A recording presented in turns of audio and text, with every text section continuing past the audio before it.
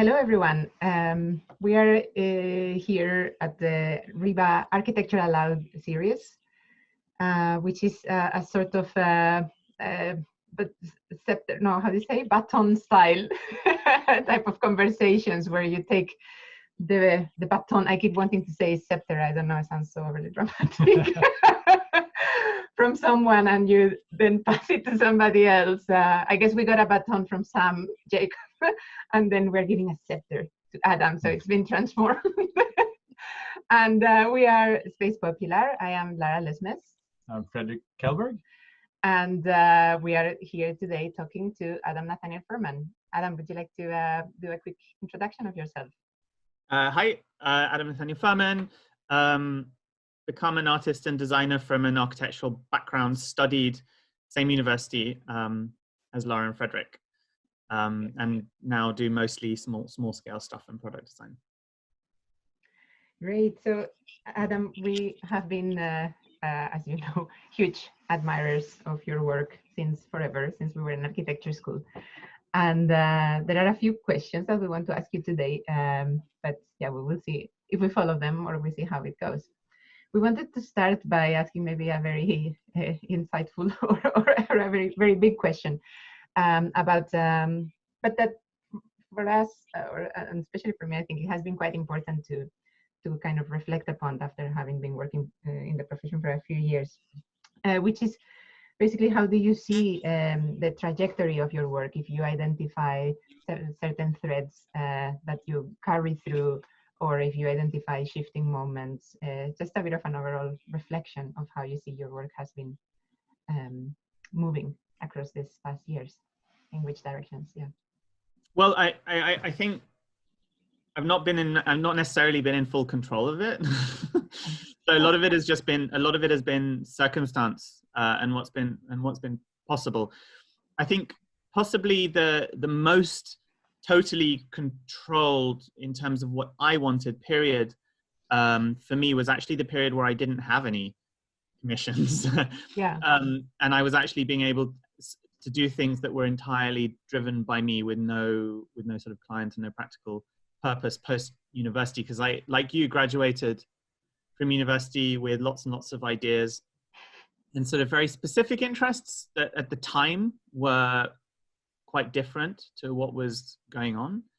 And I struggled to find any way to actually make those things happen. So I didn't necessarily know anyone who wanted to team up, who was interested in the same things.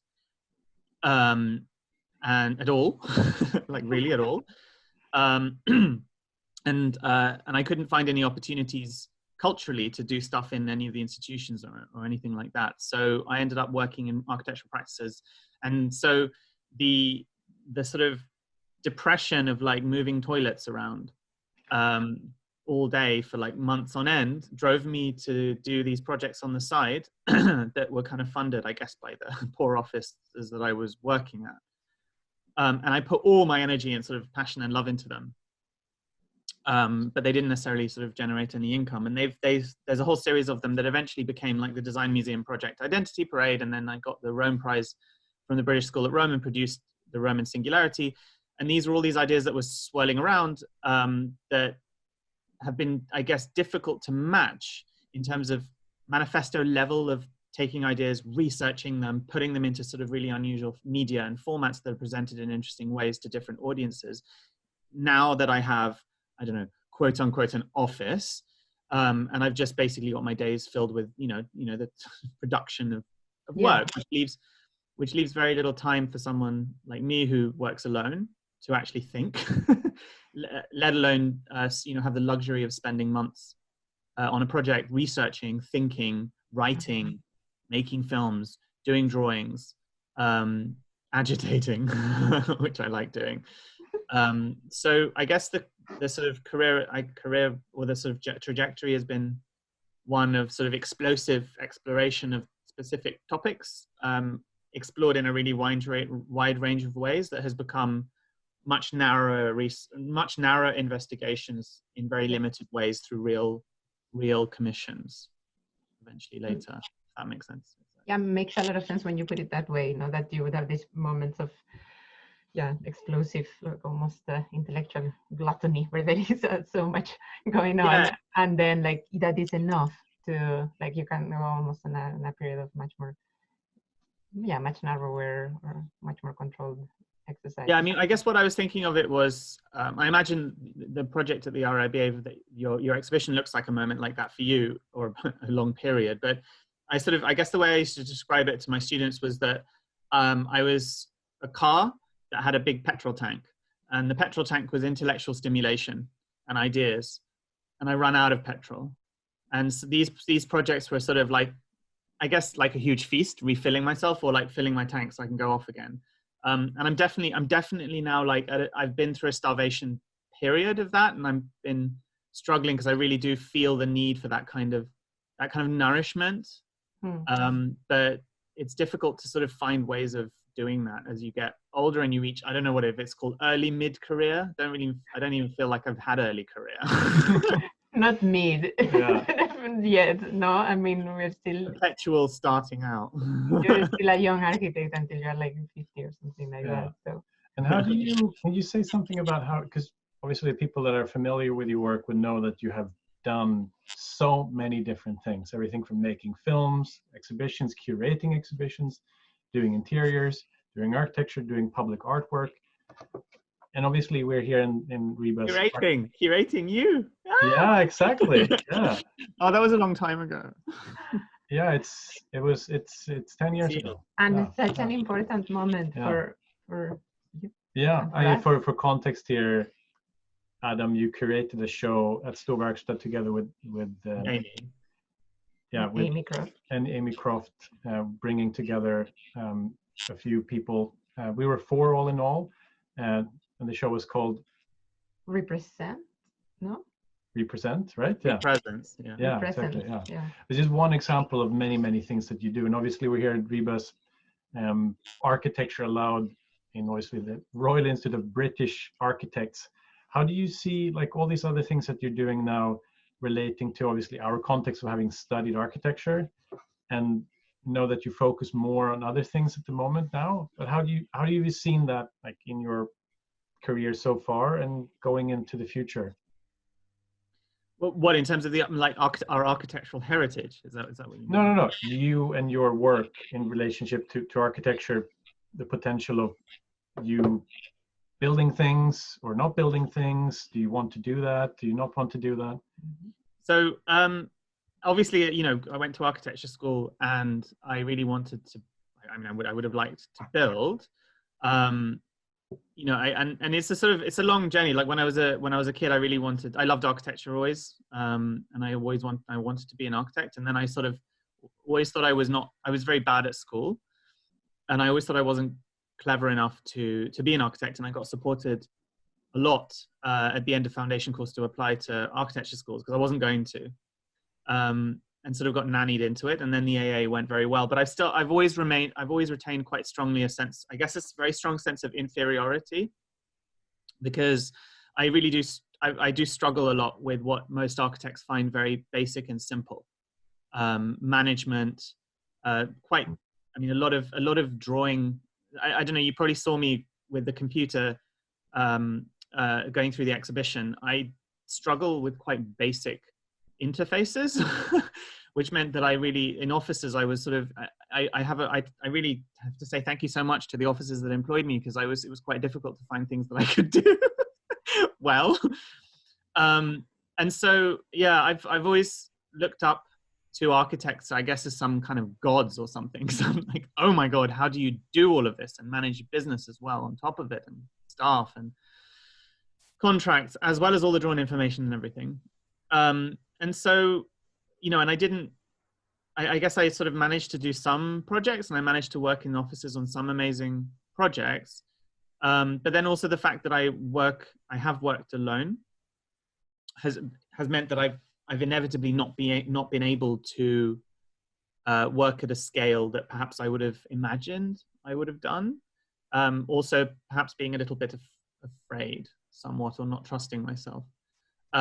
So I guess I've gradually moved away from architecture per se, designing architecture, thinking about, I mean, I still think about architecture every day. I go to sleep thinking about it, but to designing smaller scale things which have a dialogue with architecture, things which can go in architecture, and things that can go on architecture. So I'm sort of really interested in surface design now, product design, object design.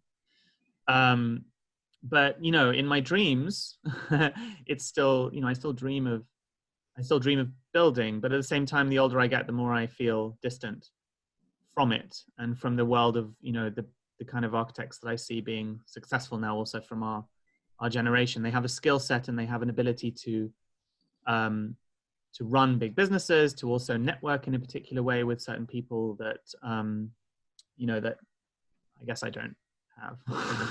Do you feel like that is different than the other kind of worlds that you've been interacting with, everything from products to art and other kind of worlds? Like, would you say it's different than architecture, the kind of culture and networking, all that stuff? Yeah, well, I mean, it's not saying that architecture culture is bad in any way. It's just, it's by necessity a very complex beast. I mean, it crosses over so many boundaries between technology, construction industry, business, law. It's a very complex world. It's why it's a profession, and you have to get, you have to be registered, and that's why it's not an art anymore. And Richard Norman Shaw was very angry that it was going to become a profession because he felt it always should have remained an art. And he was saying about, barriers for women coming into the profession changed when it was professionalized. I think it's similar for people who operate in different ways. Whereas in the design world and the art world and the kind of crossover, there's sort of very large gray area between the two that now exists. There's basically no archetypes. There aren't really very many gatekeepers. And if there are, there's lots of ways to get around them directly to clients and to reach audiences. And there's definitely no professionalization of it. I think that's different in other countries. And so I just found that it's a really welcoming environment for someone who enjoys operating in many different mediums, in many different ways, who doesn't fit into a clique, I don't know how to pronounce that, that is important in the profession. So I just found them to be a lot more welcoming. Of course, there's issues in those as well, lots. And I desperately I sort of really adore the way architects talk about architecture and the intensity with which it has meaning for them. And everything is deep. All the different sides of the arguments in architecture, hold on to it like it means everything in their lives, and they research it and they write books on it that will never make them money, no one will read, but they'll still spend half their time on that. And that's what drew me to it. And I still absolutely love that way of thinking about one's own practice. Yeah. Why do you think that is this like very different type of conversation that there is about how people that has been trained in architecture talks about their work, and maybe, huge generalization that maybe the type of conversations in the art world or design world, at least as much as I have, the little that I have had access to, it just feels like it's, I can tell, I agree with, it resonates with me what you're saying. Why do you think that is? Do you have any thoughts on that? I don't know, like what drives architects to talk about their work in that way, that like it's like every little project is doing everything. I don't know. I mean, so sorry. I have got to clarify this. Art absolutely has a lot of dialogue and discourse going on as well. But I was thinking more about the design world. The art world is a sort of another interesting, fascinating beast. But architecture, I don't know. I always just imagined that like, design attracted the kind of kooky kids at school who listened to crazy music, but didn't necessarily like theorize it too much, and they were just really cool. And then architecture attracted the kind of slightly awkward geeks who didn't really fit in, not really cool enough. But they're still a sort of a bit alternative. I don't know, maybe listen to Radiohead or something. And it's just like a different personality type. Possibly. Yeah, I might also have to do with how the education. I was thinking as you were talking, it might also have to do with the way the different types of educations. The type of presentations that you do in architecture school versus, I don't know what the type of presentations in the way that people talks about their work in different design schools. But I guess this is a huge generalization and maybe not so productive to talk Yeah, it's a about. huge generalization. Yeah, No, but the interesting I thing, know plenty of designers who are Yeah, incredibly that talk about their work productive. completely differently. I mean, So I guess my comments were less about like schools of design, because it's absolutely incredible.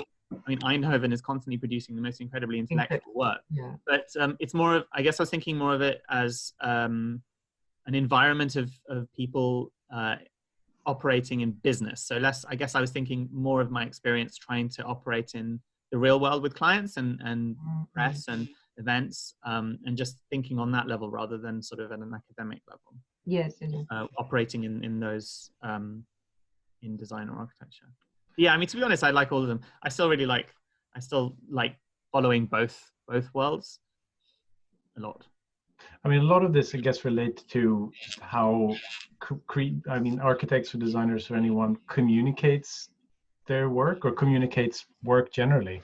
I think it's something that we have always really admired with your work, all the way from seeing your academic projects, like the Perpetual Church of Experimentation. The Church of Perpetual Experimentation. Yeah, thank you. That's very Nintendo 64. And you've made films, which would be really interesting for you to hear you speak a little bit about. I mean, you've written books. You've experimented with so many different ways to communicate ideas that are complex, and I think at least done it in a way that has been very approachable. I know we have a shared friend, Tim Britton Kaplan, who speaks often about how architects are generally quite bad at communicating complex things beyond the discipline. It'd be interesting to hear you say something about how you've thought about this, because you've been making films and making kind of interesting kind of creative ways to communicate complex ideas for such a long time now. Yeah. Well, thank you. So have you. I love your work too. This is what this is all about. Yeah, I mean, I think it came from. So I've always struggled with communication a lot. So I was like super dyslexic when I was younger, and sort of only learned to read or write very late, and had to get a lot of support, to be honest, well into my teens, learning how to write. One particular person, Angela, who just basically saved me. And I just remember crying, actually, and hitting my head against the wall till it hurt, until I felt better, because I was so frustrated that I couldn't say all these thoughts that were in my head, let alone write them down. And that's the sort of thing that was with me from very young. And I just remember like fighting with language and fighting with the written word. But really like, and when you finally start to win that battle, it's just like so I'm not going to swear. So it's like the floodgates opening, and it's the most incredible feeling, but it takes years and years and years and years. And I think I got hooked on this idea of expressing these things that I couldn't express before. And a part of that, beforehand, I was drawing a lot from quite a young age, badly. I don't understand why I kept drawing, because I still think I'm not very good, but I really enjoyed it because that was a form of expression as well. But there's nothing that really compares to expressing yourself in linguistic or a verbal way, even whether it be a poetic manner or whether it be a didactic manner. It's very different to visual expression, which I love too, but that's, you can't really understand a sentence from that. And I think what happened was, in combination with the fact of going through university and refusing to do the work that was expected of us, and wanting to do, I guess, my own sort of thing, feeling quite lonely, actually feeling very lonely. So loneliness has been a sort of with me my whole life. Maybe it's just like an issue that there's something wrong with me, but and I felt very sort of lonely also through university. And a part of getting over that was trying to find people, or trying to reach people. And a part of that is explain why I was doing what I was doing, and trying to make it understandable in a way that it couldn't be rejected. So it's like, okay, oh, stupid pomo shit. But actually, if let's say, for instance, the head of the AA watched a film that I made, and he's like, I understand the ideas behind that. And then they sort of, my visual expression started to become, or started to be understood by people in a way that it hadn't been before.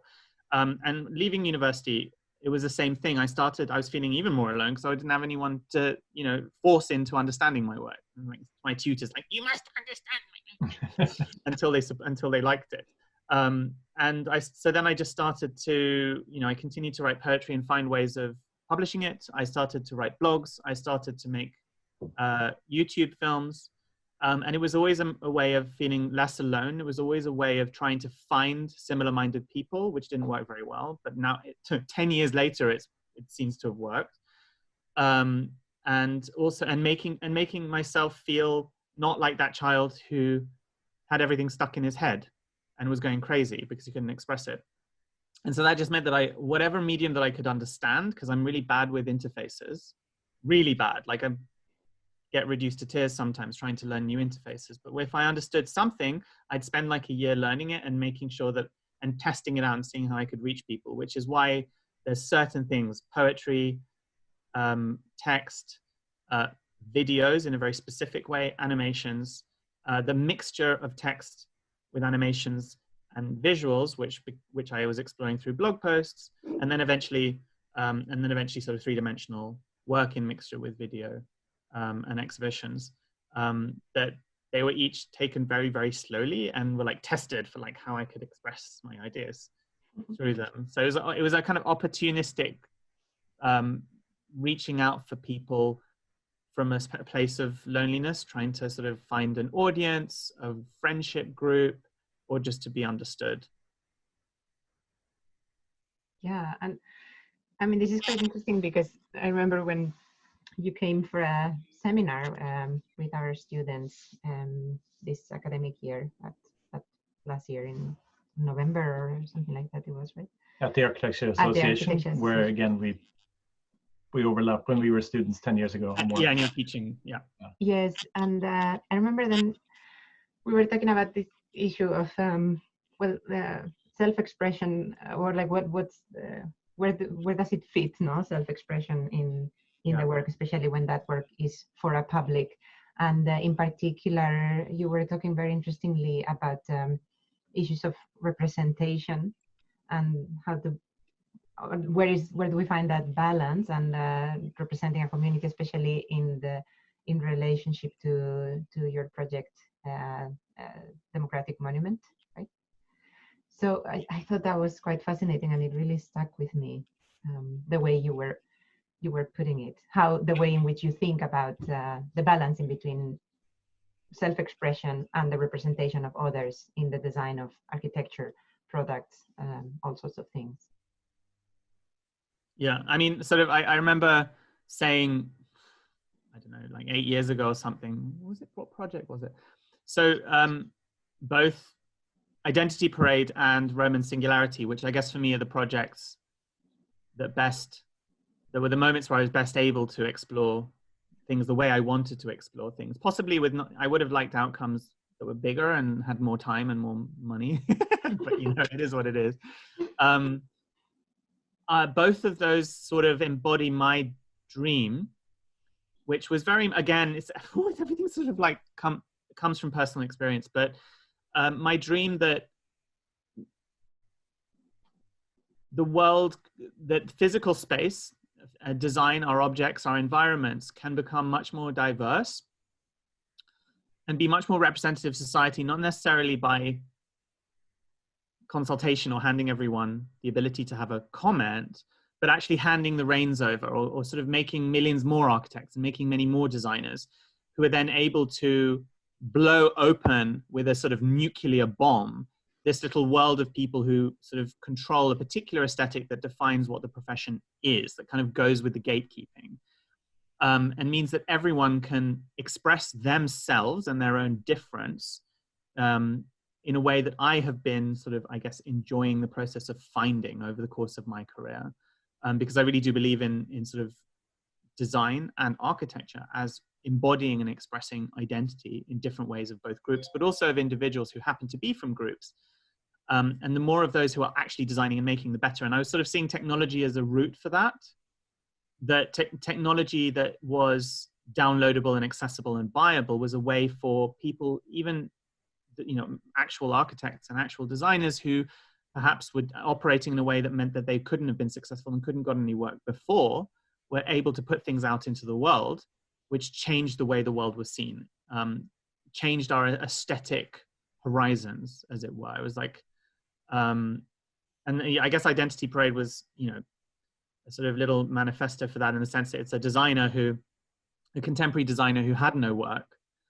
It's basically like obviously an analogy for me, but like a contemporary designer who had no work, who was working full time, and then got fired or something, and they got locked in his flat for 3 months, and without no clients or anything, but because of technology, was able to produce objects every single day that were intimately related to his particular life. And the idea was that there is this possibility for styles, aesthetics to intimately reflect us as individuals and as groups. And I guess the democratic monument was that scaled up to a proper urbanistic civic scale, and having multiple identities interacting in one place on one building, and having that registered for all eternity. This is another thing that I sort of struggle with, the ephemerality of things that occur in technology, because I think everything is ephemeral. Buildings aren't permanent; they don't last. And I struggle with things that just disappear. It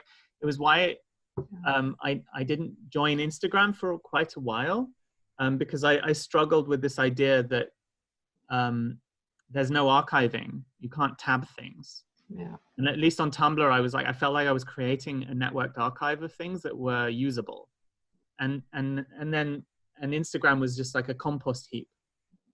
But it doesn't make compost. It just disappears. And so I guess the democratic monument and Identity Parade and Roman Singularity, which explores other issues at an urban scale, but they're all a desperate attempt to take these fluid notions and relationship to contemporary identity and technology that can make that happen and be expressed and shareable, but also to reify it and make it physical in some way. Because I kind of feel like I desperately need that, or I just lose things. Things disappear. But those, at least two of those projects are sort of post social media projects in a way, right? Both because you said you're Pre. Yeah, sorry. I mean they Pre social media, yeah. Yeah, especially the Design Museum residency project is definitely, I mean, it's kind of prophetic in a way. It's before you were using social media and before we have this shared understanding of what social media is in the design world and in architecture and in the world generally today. If you would do a kind of like third chapter or a fourth chapter, I guess, if you consider the democratic monument a sort of continuation of this, or the way that you're connecting them now, do you think you would think differently about these things now, after obviously you having built a big following and found a way to use social media where literally like people, tens of thousands of people are following you as an individual, right? I mean, that's what happens, right? They want to hear what you have to say and they want to see the work that you do, right? Would it look differently if you would do a kind of fourth chapter, or whichever number of chapter would be? Yeah, I mean, I think it would definitely be different. It's it was. So do you guys remember that book rebours, Against the Current, by Huysmans? No. So it's an important book in the decadent movement in France in the late 19th century, and it's about a person who des essentes, who doesn't need people and doesn't need society. All he needs is aesthetic objects and the narratives and the stories and the beauty and the sensuousness of those objects and the art around him. And the entire book is sort of like a rejection of the disgusting kind of bourgeois society that devalues all great art and depth in things around him, and the mass manufacturing of vile objects, and him in this sort of sensuous, smoke-filled, sort of silk-covered world where there's like I think at one point there's like a turtle shell that's covered in diamonds, like pink diamonds. And the book ends with him having to go him having to give up on it because he realizes that it's an impossibility. We're social animals and we need the world. Interestingly, like all of my projects. So in my life, I've sort of, because I'm a bit of a hermit and I sort of struggle to get on with people, not in a sort of bad way. I just sort of find social situations quite difficult. I've always used media quite a lot to mediate myself in a way that I found that I haven't been able to do in real life ever. I'm just too awkward. I don't seem like it, but I am. And those projects are a little bit like decadent. So they're a little bit like trying to create one's own world. Yes. Using technology and connecting with people and filling one's world with filling one's life with everything that you need without people in a way. Like a sort of Roman room style broadcasting studio in whichever technology media. Yeah. What is that? Like a cabinet of curiosities that is also a broadcasting studio, no? Where you exactly. Sorry, exactly that. But you know, decadent gives up at the end, and actually, interestingly, the writer L.K Huysman became a devout Catholic afterwards. So it was actually quite a personal book because he sort of couldn't connect with people and found the world really vulgar, and so he sort of disappeared into a belief system that was surrounded by all those things he loved, but gave him that connection and meaning, so social meaning. But anyway, so my projects are very much sort of that. But I feel like if I did something again today, it would interact in a sort of, I guess, not different, but maybe even more intense, like accelerated way with what was going on, and sort of really grapple with the kind of nightmare that social media has turned into, but with a specific bent on, I guess, material culture and aesthetic outcomes, which is like what I'm really interested in. And I think if I ever got to do that, part of it would actually be getting off of social media, because I found that it's sort of not necessarily had a positive effect recently. It's actually, I think after a certain point, it starts to, and especially if you get lots of followers, it starts to change the way you think, or at least it's changing the way that I think too much. It's breaking things up into sort of like bite-sized tidbits that will be understood in a particular way and not misread and not insult people, and also work with the algorithm in the correct way, and also work in a business way. And I've just found that it's sort of the way that the kind of content that I've been producing and shown has narrowed massively over the past couple of years on social media, and I don't find that it's been particularly helpful. Oh, that's a really very good way of putting it. I think, I mean, we don't have the experience because we've never had much of a following anyway, so we just put things out and don't really think much about it. But I completely understand that you start getting this sort of constraints of, of course, when you start getting a lot of response, then that immediately starts constraining you. I mean, it's probably I think that's the nature of media. So like I always really liked that. So for instance, when my father got me a Canon EOS when I was 15, 16, something like that, I loved it, and I started seeing the world through the camera lens, and I was always thinking, oh, that look at this photo, and that look at, and of course they were shit. I mean, I just took photos of like bin lids and puddles and things, but it was very exciting. And then when I started to write poetry, when I started to sort of be able to sort of express myself, everything started turning into stanzas. In the whole world, I mean, trees rustling in the wind would start to become, what words are those? Like, how can that mix with? And everything starts to, fragment into like pixels for that particular media, and the world gets sort of categorized and organized in a different way. And I love that. Yeah. And social media used to be like that in a positive way. Like Twitter was me framing my thoughts in a very concise manner. And Instagram was like this mad scrapbook of just random shit that was really fun. I had like different threads of things that were constantly running in parallel, like lots of different types of content. And I get really excited. I'm like, oh, here's a weird poetic thing. Oh, here's a story. And here's a sort of like a critical commentary piece. And here's like a alternative historiography of forgotten architecture. And I sort of had these different threads running. But recently that's all stopped, and it's become not the opposite, but those pixels that the world is seen in have become extremely narrow for various reasons. And not conducive to anything good. But do you think that has to do with the medium itself, or just at the way you have ended up using it, or the way that your audience has ended up kind of using you, or I don't know how you would find it. Is it the media itself, or is it the way that you're using it? Well, it's a mixture of both. So, I mean, on the one hand, so Instagram became really important for me. It's kind of like a way that I managed to have any career and work. So I wasn't really picked up necessarily by institutions or anything. I just sort of found most of my work has come through Instagram. But you are now, obviously, you're written about a lot in the last 5 years or so, right? Yeah, no, I guess, but in terms of like the commissions, so like, there's, pavilion commissions and stuff, I sort of tended to get them through commercial routes. Turkish ceramics was amazing, but it wasn't, like a, I don't know, RIBA competition or anything. So it's been really it was really good for that. But unfortunately, it's just what happened. But like on the one hand, the algorithm has changed a lot. So because there's a lot more advertising, they have to make space for the advertising. And what they do is they show each post of yours to a selection of maybe like, I don't know, 100 or 200 or 300 of your followers. And judging on the percentage of those that like it, it only then decides how many it's going to show more. And so if you post something that's of content which is not liked enough by enough of the followers on the first batch, it doesn't get shown to anyone. So most of my posts only get shown to about sort of maybe 2%, maybe 1% of my followers. Wow.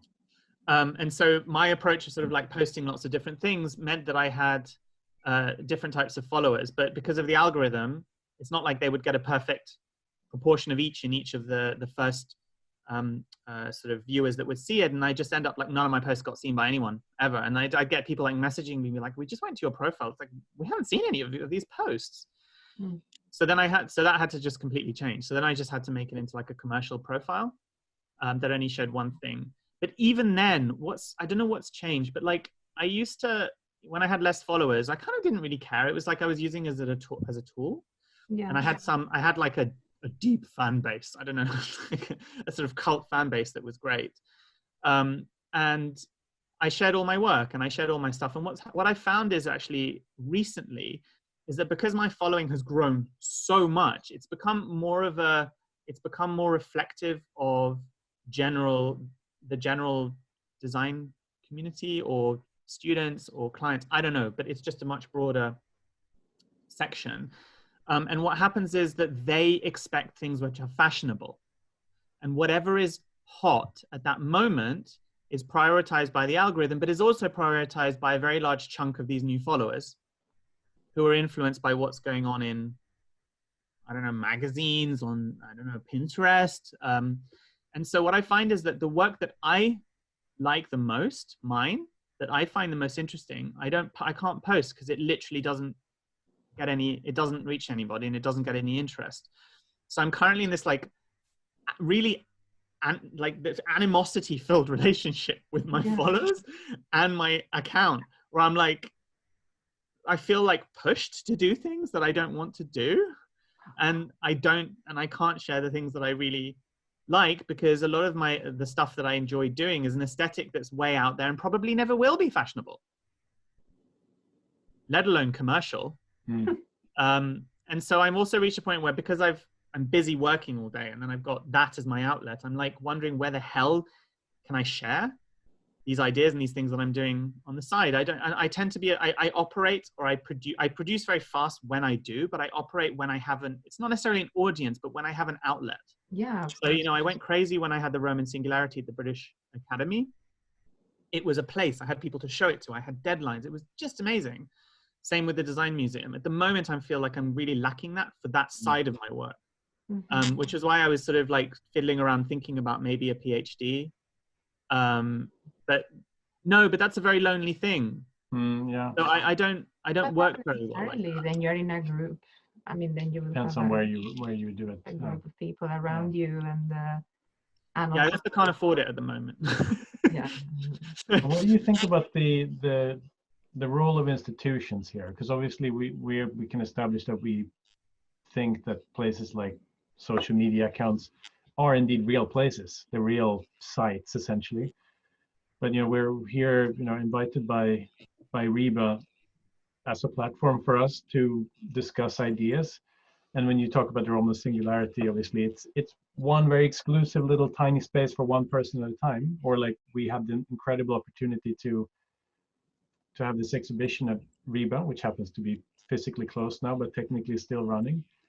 But obviously within digital platforms and social media, there's a potential for institutions to create a multitude of platforms, right? Is that something you think would be a good kind of thing for an institution like RIBA to do, that is kind of meant to help? Yeah, absolutely. I mean, you know, I was telling Marcus the other day that I think there should be lots more awards. You know, I think there should be a category inflation. I think there should just be endless categories. And every time, you know, if there's one person, if there's like one kid in West Bromwich that is doing like a particular type of architecture, fucking make a category for them. The best two-story orange house with a pitch roof of this month. Exactly. And you know, I think the more categories, the better, and keep bloody adding them. You know, like the Olympics where they sort of add and take away sports. Just do that. Just like add them and take them away. And similarly, I think platforms is the same. I think, you know, especially now it's like, it doesn't cost very much and people can just do like a Zoom chat. They give them a platform and just do lots of them. You know, the more the better, and then archive them. And people, if they search on for some really obscure corner of architectural culture, it'll come up and be supported with a platform by these organizations. So like, I want endless category inflation, and I would like endless platform inflation as well. There's so many, I think, and that, like I was saying, that I flourish when I'm given a non-commercial outlet that is supported financially. That similarly, I think people get their ears, they get their ideas together, and put them into a form that is communicable in a way that they wouldn't do if they're given an opportunity to explain themselves in a format. And so I think it's beneficial. It would be really beneficial for all these people operating in different ways to also, you know, get the chance to express themselves and put things into a format that's comprehensible. You know, it's a little bit like that phenomenon of the TEDx talk. But you know, this. Yeah, but but it was a format. You know, I don't like it, but it's a format that gave people the opportunity to frame their ideas in a really communicable way, and I think that's a good lesson to take. But now it's like there could be a billion TEDs about the most obscure subjects in architecture, design, and art. Yeah. So this is so refreshing because most like. I think there is a wider idea that, or like, people tends to have this opinion that we have too much of everything, no, that too many decisions, too many data, so too many. But I always, I don't know, at somehow at some intuitive level, that like, I mean, there must be something good about that, and the problem is not in the quantity. The problem is in the cataloging. And also the problem is in what you were saying before, the potential manipulation of platforms. But if the platforms are healthy and there isn't a commercial interest in between me communicating to you, then it's actually wonderful, because the more you have, the more diversity you have. And also, in order to even identify that diversity, you need that constant cataloging, no, or like that constant categorization. So that's really and I guess the way that I think, the reason that I think that it is, because obviously there's, you know, a lot of people who are doing these things independently, really amazingly. There's small organizations. London is a very vibrant place in terms of conversations. But I think the reason that I personally would like to see it, or a version of it going on by major institutions, is that my same fear of things disappearing. So like the British Library collects a version, one edition of everything that's printed in the country, and it's always there archived for as long as the library is there, because Alexandria burnt down, right? It's not going to be there forever, but for as, you know, it's a version of human forever. Similarly, and you know, it's also like the fact that I like Tumblr because I felt like it was there, and because of the cross-referencing hashtags, I could treat it as an archive that I felt safe referring back to. Similarly, if an organization like the RIBA does create these platforms for like lots and lots and lots of sort of online conversations, like endlessly proliferating, but they become part of the RIBA archive, and they're given a sort of referencing system with tags so that they're accessible. that for me is like a version of making them physical, or not permanent, nothing's permanent, but like tangible and retrievable in some way that makes me feel so much like it makes me feel like it means so much more. So I love all the stuff that's going on in London. There's so many fantastic events, and there's a lot of events that are happening that are obviously not recorded, but my God, would I love to see lots of people chatting to each other online that's digitally captured, archived, and kept by institutions of the state, which yeah, we can access whenever we want. Yeah. And that somehow they find a way of circumventing gatekeepering. So that's why I love this idea of the baton. Imagine there were lots of batons being passed constantly. This is scepters, sorry. Sorry, scepters. But they'd end up in the most unusual places. Yeah, and it'd be nice if the RIBA was committed to not having control over it, where they end up. Well, on that note, I mean, this is one perhaps kind of moment where it's nice to end, maybe because we've been talking for. Yeah, but I mean that it's nice that you have managed to sort of close it into defining precisely what we are doing, which is absolutely wonderful. You are welcome, RIBA. And an idea for how to continue. And it's interesting because when I saw it's called RIBA Aloud, which is ALOUD, I in my head heard RIBA Aloud, ALLOWED, absolutely, which for me sums the point up. It's sort of, I always feel like, I think Marcus commented that I kept saying I won't be allowed to do a tower, I won't be allowed to do this. I've always felt like there's this non-permissiveness in a lot of British architectural culture, and obviously RIBA embodies British architectural culture. So I was sort of like, wow, allowed. It's like they allow us to talk. And they allow a lot of other people to talk too. That would be so cool. Oh, that's wonderful. And Adam, have you got someone already that you know you're going to be speaking to next week for the Architecture Aloud series? I haven't asked that person yet. So okay. Then it will be a surprise. It might be able to be added. You very much know. I think I mentioned it. So okay, but I haven't asked. I'm sure it can be written down then in the caption to the kind of post about this. Do they wear glasses? Do they wear hats? But next week anyway, you will be passing the scepter forward and speaking to somebody else. I think at that point it'll probably turn into some sort of Gothic revival. I don't know. Spear. There you go. That is exciting. No! Sword. The Lady of the Lake. Oh, there we go. Turn into a bat weapon. Well, wonderful, Adam. It's just so nice to speak to you, and hope to see you soon in the physical world, and we can show you the exhibition physically when for real. Yes. With a mask. Socially distanced, and then we can go to Regent's Park afterwards. Yeah. With Mumu. Yes, definitely. Can't wait.